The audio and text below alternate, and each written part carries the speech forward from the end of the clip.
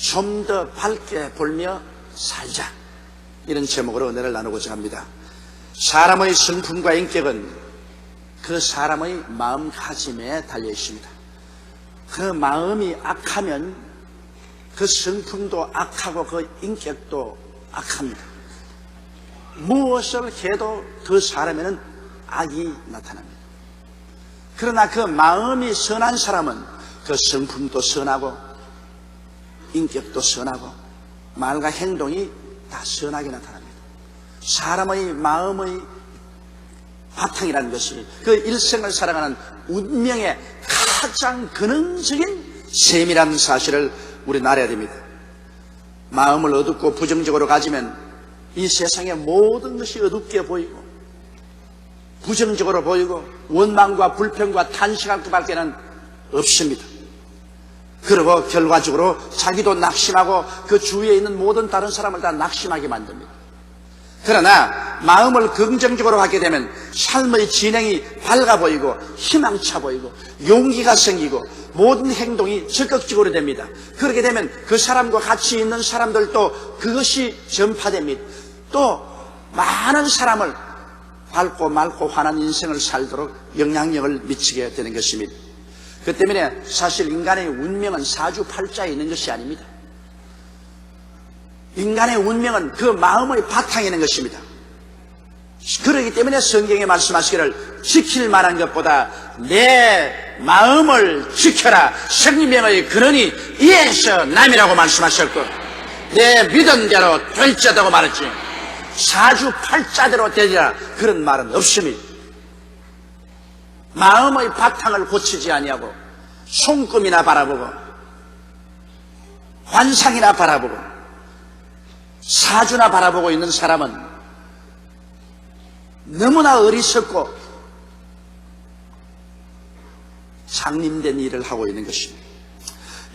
한 개인의 미래나 사회나 민족의 미래도 그 구성원되는 사람의 마음이 부정적이면 그 개인이나 사회나 국민은 희망이 없습니다. 그러나 긍정적이면 크게 그 개인이나 사회나 민족은 발전합니다. 그렇기 때문에 우리 오늘 한국도 그렇습니다. 우리 한국의 민족이 잘 될 것이냐 못 될 것이냐 흥할 것이냐 망할 것이냐는 것은 우리 민족적인 구성원 전체의 마음의 자세에 달려 있습니다. 우리 민족 전체의 마음이 긍정적이 되고 밝고 맑고 환한 마음이 되어서 할 수 있다, 하면 된다, 해보자, 믿습니다로 나가면 누구도 우리 민족을 막을 수 없습니다. 그러나 우리 민족 자체의 마음이 어둡고 âm울하며 부정적이고 파괴적이 되어서 우리는 못한다, 우리는 안 된다, 우리는 망한다, 우리는 살 수 없다, 모든 것은 끝장이 났다고 정하면 이 민족을 살려줄 힘은 아무도 없습니다. 그렇기 때문에 여러분, 옛말에도 하늘은 스스로 돕는 자를 돕는다고 말하셨습니다. 하나님께서는 내가 너를 먼저 도와주겠다고 말씀하지 아니하시고 내 믿은 대로 내가 너를 도와주겠다고 말씀하시는 것입니다. 그러므로 우리는 최선을 다하여 인생과 사물과 역사를 좀 더 밝게 보아야 되겠습니다. 좀 더 환하게 보아야 되겠습니다. 좀 더 맑게 보아야 되겠습니다. 그러면 첫째로 우리가 깊이 생각해야 될 것은 부정과 긍정과 그 결과로 다가오는 운명에 관한 것을 한번 우리 알아보십시다. 이스라엘 백성들은 모세의 인도를 따라서 300만이 바로 적과 꿀이 흐르는 가나안 땅을 눈앞에 둔 가데스 바네에 왔습니다. 그러고 난 다음 12명의 정탐꾼을 모세가 선택해서 보내셨습니다. 바로 그들이 들어가는 땅은 젖과 꿀이 흐르는 땅입니다. 그런데 그 젖과 꿀이 흐르는 땅을 소유하느냐 소유하지 못하느냐, 그것은 사주팔자에 놓인 것이 아니었습니다. 하나님께서 운명을 결정한 것도 아니었습니다. 그 땅을 정탐하러 들어가는 12정탐꾼의 마음의 자세에 놓여 있었습니다. 그들의 어떠한 마음 바탕을 가지는가에 따라서 그 젖과 꿀이 흐르는 땅이 이스라엘 백성의 것이 되느냐 안 되느냐가 결정된 것입니다. 땅이 달라진 것도 아닌 것입니다. 하나님의 마음이 달라진 것도 아닌 것입니다. 운명이 달라진 것도 아닌 것입니다. 그들의 마음의 바탕이 결정에 달렸습니다. 12명이 40주 40야를 그 땅을 돌고 왔습니다. 올 때는 그 땅에 포도가 얼마나 잘 되었던지 포도송이를 꺾어서 두 사람이 이렇게 걸머쥐고 왔습니다. 온 백성들이 그들의 정탐의 결과를 들으려고 하고 있을 때 그 중에 10명이 일어나서 보고를 보십시오. 그들의 마음은 침울했습니다. 부정적이었습니다. 마음의 바탕이 하나님 앞에서 악했습니다. 그들이 그 땅을 악평해서 말했습니다. 우리가 들어가 본 땅은 거민을 삼키는 땅이라. 산은 높고 골은 깊고 성벽은 하늘을 찔것 같고 그곳에 사는 사람은 네피림의 후손 아낙 자손 거인들이 사는데 우리 스스로 비교해 보니 우리는 여치새끼 같다. 우리는 들어가서 그 땅을 점령하지 못한다. 우리 처자가 포로가 될 것이다. 우리는 다 죽을 것이다. 우리는 절망이다. 완전히 그들의 마음의 자세가 부정적이었습니다. 그 부정적인 영향력은 온 백성들의 마음을 낙심시켰습니다. 온 백성들이 땅을 치고 통곡을 하고 울고 그러고 하는 말이 우리가 장관을 세워서 다시 애굽 땅으로 돌아가자. 종살이한대로 돌아가자.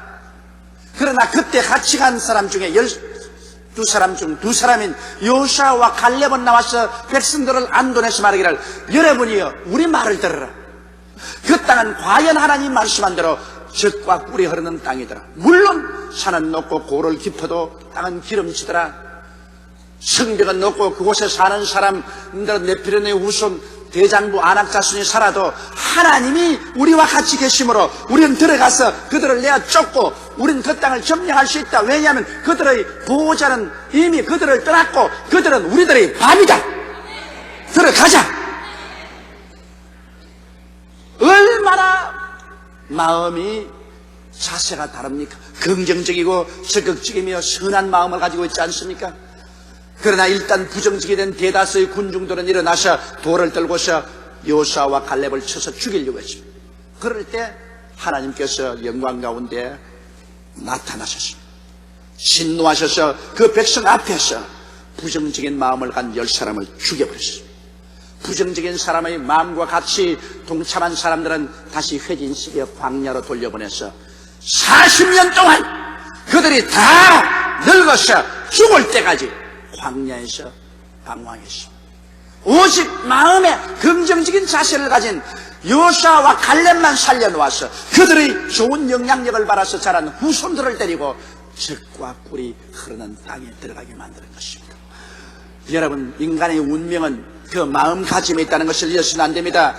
신약성경에도 베드로를 보십시오. 베드로가 긍정적인 마음을 가지고 폭풍이 일어나고 바람이 부는 칠흑같이 어두운 밤에 예수님이 물으로 걸어올 때 주여 주시면 나로 오게 하소서 하니 주께서 오라 하며 주의 말씀을 바라보고 할 수 있다 하면 된다. 긍정적인 마음을 가지고 예수님을 쳐다보고 걸어갈 때는 그는 물으로 쩌벅쩌벅 걸어가셨습니다. 그러나 일진 광풍이 불어와서 물보라가 그를 내리치며 그는 순식간에 예수님을 바라보는 눈을 바람과 파도를 바라보고 그 마음속에 부정적인 마음이 들어와서 나는 사람인데 물으로 걷는 것은 있을 수가 없는 일이다. 나는 못한다. 나는 빠질 것이라고 생각하자마자 그는 물속에 빠져들어가기 시작한 것입니다.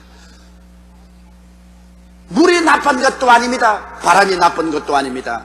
예수님이 변화된 것도 아닙니다. 단지 베드로의 마음의 자세가 긍정적인 자세로 있을 때는 예수님을 바라보고 물으로 걸어가시나 그 마음이 부정적으로 달라지자 똑같은 사람인데 순식간에 그 운명이 달라진 것입니다.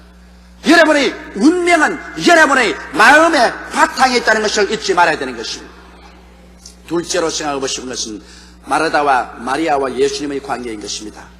여러분, 마리아와 마르다는 그 오라버니 나사로를 의지하고 살았고 그들은 가나안에서 빈민촌인 베다니에서 살았습니다. 예수님께서는 언제나 예루살렘에 올 때 그 가난하고 부모도 없이 세 형제가 사는 이 가정을 사랑해서 그 집에 묵고 그들에게는 부모와 같이 되었습니다. 그런데 예수님이 요단강 건너편 멀리 계실 때 나사로가 병들어서 백약이 무효가 되어 죽고 말한 것입니다.